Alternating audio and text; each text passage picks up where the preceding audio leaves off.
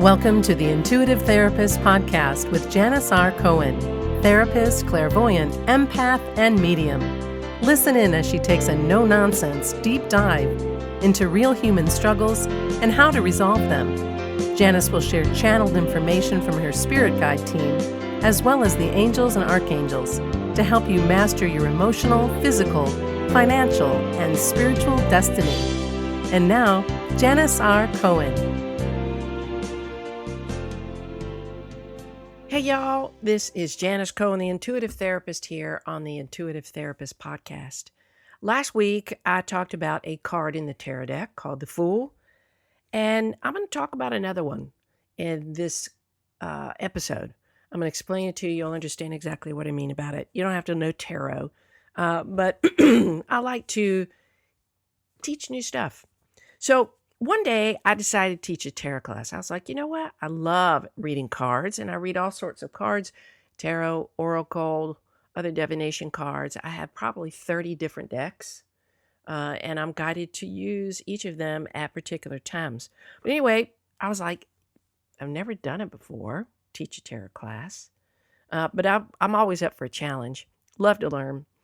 And like I said, I use divination cards every day to get the sense of what I need to know for that day. And I just really find them helpful to gain clarity. So as with any class I teach, I always strive to offer educational, emotional, and spiritual components. And I strongly believe that learning comes from hands-on experience. And I want my students to really learn how to apply the meaning of whatever it is I teach to their lives. I always make that connection. And with this class in particular, it was about teaching tarot. So each class, I would excitedly prepare text, content, descriptions of the cards, and the life lessons associated with each card. And teaching the class really turned out to be more fulfilling than I ever imagined for me. And it was real sweet because based on student feedback, the insight the students gained about themselves and their lives was far greater than I could have ever initially anticipated. And it was an open class. It was actually on a meetup. It was a meetup group, meaning that anybody at any time could come in or out of the class. And I was lucky enough to have a few regular attendees for the 3 years that I ran the class. But new people were meant to drop in and out, whether they came in for 1, 2, 3 classes, just really to get what they needed. And it was really, really cool. Sometimes I had full classes of 15 students, and there were days where I had 3. And as always, Spirit gave me channeled information for them. And it was just a really, really delicious time for me, for sure. And in general, I love to talk about life, emotional and psychological challenge and solutions. And I love, love, love to learn about people. I mean, shoot, that's what I do for a living. And ultimately, I love to help people find shortcuts to creating greater, more fulfilling lives for themselves. The tarot class was just one means to an end for me to do that. Many people are scared of readings, like really freaked out by the cards. I get why, because probably before I even started to read tarot cards in my mid-20s, I was a little freaked out because we've all heard of Ouija boards and all sorts of crazy shit like that. And people lump tarot in that kind of weirdo, bad news delivery system. So many people, like I said, are really scared about readings, tarot cards, or anything that might predict negativity. And I get it. I hear that a lot when people come to me for readings. And granted, I don't use cards anymore, really, for readings. I really don't. I just kind of do my thing with my clairvoyance and all the other gifts God has given me. But I get it. They're scared of because they don't know what the cards mean. And there's some sense that, or anticipation that something bad might happen. They're like, what's going to be revealed? What bad news will they get? Will the reading scare me? What matters most in a reading, for me, is that clients are relaxed and they know that Spirit's going to give them information that they need in a way that they can understand it and in a manner that's helpful. Always, always helpful. And if you go to a good reader, they can be direct, but they're going to say it in a language that you can easily understand and in a way that you can use it so that you're not scared. You're going to be given supportive information around the message that you get. And Spirit has no desire to scare anybody. Um, but given my personality and my way, being straight shooter that I am, Spirit gives me direct messages for clients in a way that they can easily digest. But I say it straight. But I do it with compassion. And I just kind of love that. Now, back in the day when I used to use cards to support my readings, and on rare occasions, I would pull cards for some people. Very rare. But if a client happens not to be familiar with tarot, some of the cards can seem scary, especially if they don't know what they mean. If you happen to be familiar with tarot, then you know that no card represents anything bad. They're just all cards that give insight into your life, current circumstances, and also they really do offer information and action steps to take to support you along your path. They are really truth tellers and for your best interest. One of the more fearful cards in a tarot deck is a major arcana card that represents a significant event or issue in a person's life that is about change. And this card, called the Tower card, for many might scare the living crap out of you if you actually saw the imagery on the deck, in the deck on the card, the Rider-Waite deck. And I know that when I've seen it in the past, I've felt my belly, I felt it in my belly. Oh God, please, please don't let another really awful, heavy thing happen that I'm not aware of and I'm just pushed out on my ass. Because I'm okay with change, but I don't like it all the time. The Tower represents change, and a kind of change that it ain't in your control. So while my fixed sign of Taurus likes routine, I do.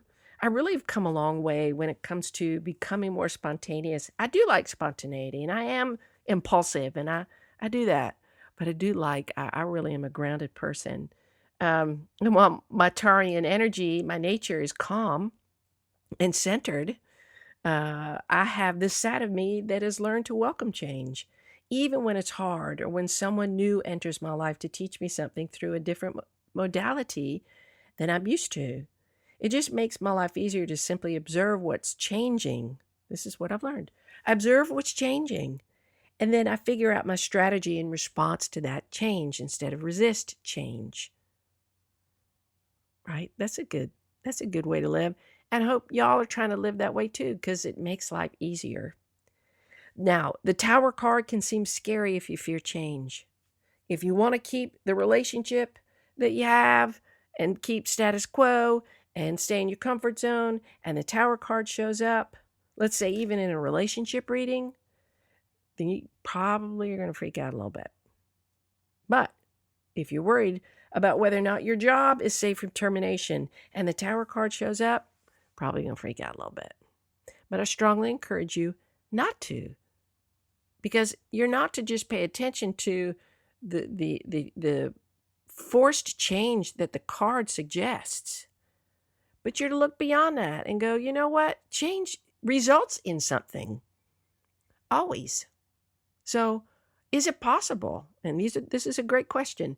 Is it possible that this moment of involuntary change, right, on your part, is it possible that what's on the other side of this is better than I could possibly imagine? One thing I know about life is that the universe always has my back and yours.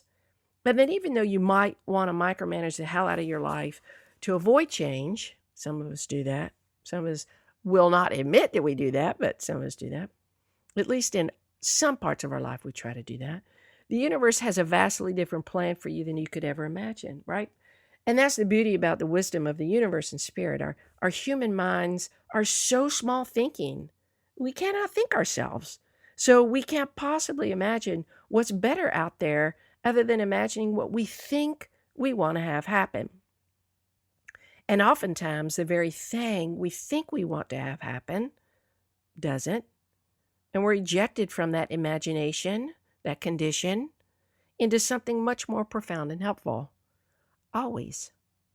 No matter how long you resist it, something will break it so that you can be on that other side. When we don't voluntarily leave or change a situation in our lives, be it love, work, health, finances, relationship, whatever it is, and we've outstayed our welcome in that comfort zone of whatever that is, the universe takes it upon itself to give us a push. Sometimes the push is a nudge, and we're like, I get it. Okay, universe, I got it. I'm moving on. And we make the shift. And then there are those times, more often than not, where the universe takes matters into its own hands and literally kicks us out of the situation. Like, done, finished. You ain't got no choice in the matter anymore. And we are smack dab. We're thrown out on our asses. And the universe watches what we do from that point on. Let's face it, life isn't meant to be experienced in our comfort zone. No, not at all. Hence the Tower card. And as I'm talking about it, the Tower moments in your life, right? The Tower card meaning is determined by the position that it shows up in, right? So it's either upright or reversed, and it has unique meanings for each position. The Tower card represents change, period. Tower moments represent change. Upright, if you are pulling the Tower card, it represents sudden change, upheaval, chaos, revelation, awakening. That's awesome. Reversed, it represents personal transformation. Could be fear of change, could be averting disaster. And those descriptions and definitions are all they're applicable to your life in a way that your life is at that moment.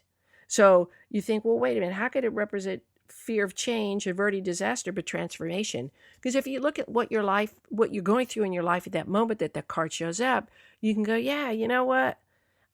I get it. Something bad has happened, and now I'm having this revelation. I'm awakened to it. Or the very thing I fear happening is happening. So the cards surrounding it identify what parts of your life the Tower card is representing, as well as what might actually be falling apart or changing in your life, right? So air is all about thinking mentality. Water is all about, or cups is all about emotions, intuition, okay? Fire is all about passion, ideas. And earth is all about foundations, okay? Money. So I'm going to read the description of the card for you, just so you have a better sense. And again, if you could pull up the image of the card, then you're gonna get a better sense of that, but you don't have to. The Tower card shows a tall tower perched on the top of a rocky mountain. Lightning strikes, setting the building alight, and two people leap from the windows, head first and arms outstretched. It is a scene of chaos and destruction.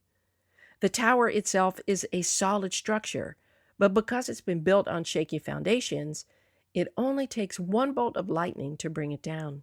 It represents ambitions and goals made on false premises. The lightning represents a sudden surge of energy, an insight that leads to a breakthrough or revelation. It enters via the top of the building and knocks off the crown symbolizing energy flowing down from the universe through the crown chakra. That's the top of your head.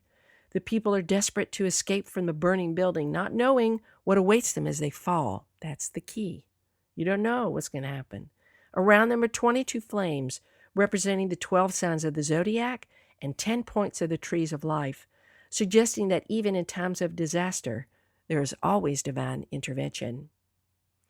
In practicality, all renditions of the Tower card, disaster is striking or is just struck. The demons of madness and despair are released from ancient hiding places, and nature conspires with human failings to destabilize a society. The upheaval is collective, and impersonal. Let us remember these images were created for the educational nobles and clergy back in the day, reminding them that they have the most to lose if the hierarchy is toppled. Lightning is a fitting karmic payback for the guilt of those whose fortunes come from the exploitations or abuse of others.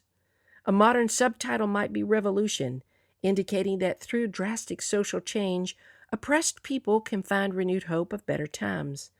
The tower experience comes like a flash of lightning to topple the hierarchy of the old order. And y'all, that could mean old ways of thinking that you have, old ways of doing that you have, old ways of behaving, after which everyone can have a fresh start on more equal footing. So you see how it's for your benefit to literally be thrown out on your ass?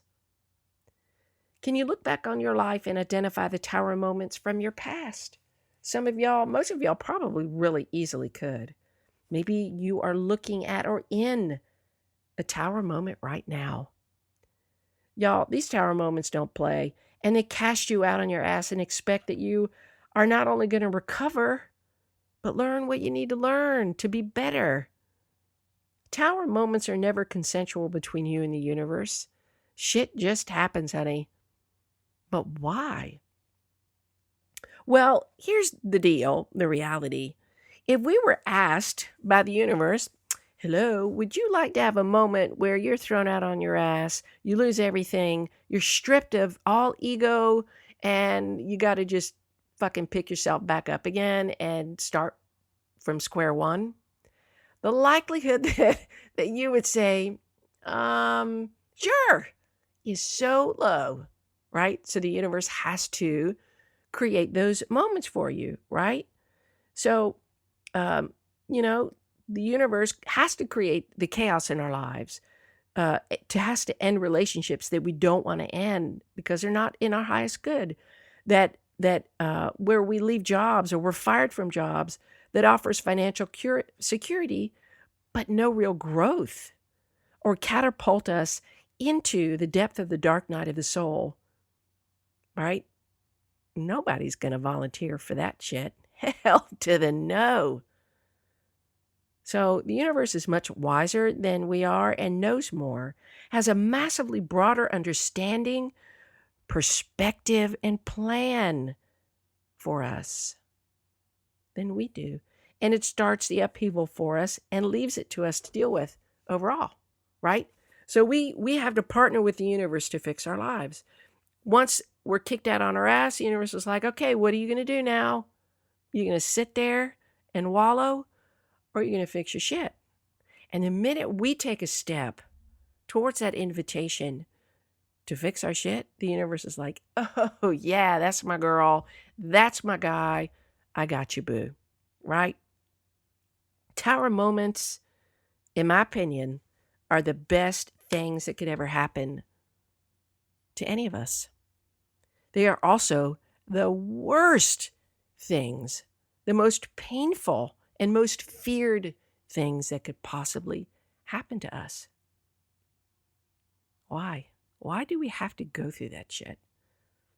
They strip us of everything we thought we knew, right? Like, have you ever been in a situation where you were so damn certain that this person was the one, or this job was the one, or this direction was the one, only to find out, whoa, no way. Tower moments strip us of our dignity, of our pride, of our money, status, home, health, security, certainty. And yet they are the only experiences in our lives that offer the very thing we need to really get it when it comes to living. Our egos need to be abandoned, and we need to find our way back to source. And when we do that, we automatically connect to the truth of who we are. We no longer need things or people we thought we needed to experience a feeling we wanted to experience, because the universe knows nothing outside of you can ever give you the feelings that you want to have. Love, acceptance, abundance, divinity, strength, confidence, peace. Whatever it is that you crave to feel from something outside of yourself, it will never last, because the only way and the only place it lasts is inside of you, because you have created it. So tower moments are the best, damn worst things that you can ever experience, because there's always light on the other side of it, right? You always end up on the cool side of the pillow. You just have to find your way to it. I have had many, many tower moments, and comparatively speaking, my tower moments aren't as awful as somebody else's. I have heard some horrible tower moments, things that you never could want to even imagine could possibly happen to somebody. And when I tell you, my experiences have humbled the shit out of me, I mean, they humble the shit out of everybody. But I look back just like those people look back, and they see the greater reason for all those things. And guess what they end up saying? I could never have become the person that I am had I not been through what I went through, had I not had my tower moments. It's hard to keep your mind on the truth of that when you're in that dark moment. But if you hear one thing from me, all dark moments have beauty in them. Because it just sucks to be thrown out on your ass with nothing to take with you but yourself. But that's all you got. So you got to make the best of it. And if you're going through a tower moment now, I'm sending you so much love, honestly. And I really am sending you encouragement to help you move through the pain and learn the lesson and get out of that darkness and into the light. And please know that I have full faith in your ability to bounce back and reap the rewards of your breakthrough. I hope that your tower moments are seen as valuable, because they really are. I wish you a blessed day, a wonderful week, and as always, live intuitively. Thanks for listening to The Intuitive Therapist. If you like what you heard, the best compliment you can give us is to share this podcast with a friend. And be sure to give us some stars and a favorable review at Apple Podcasts or wherever you listen in.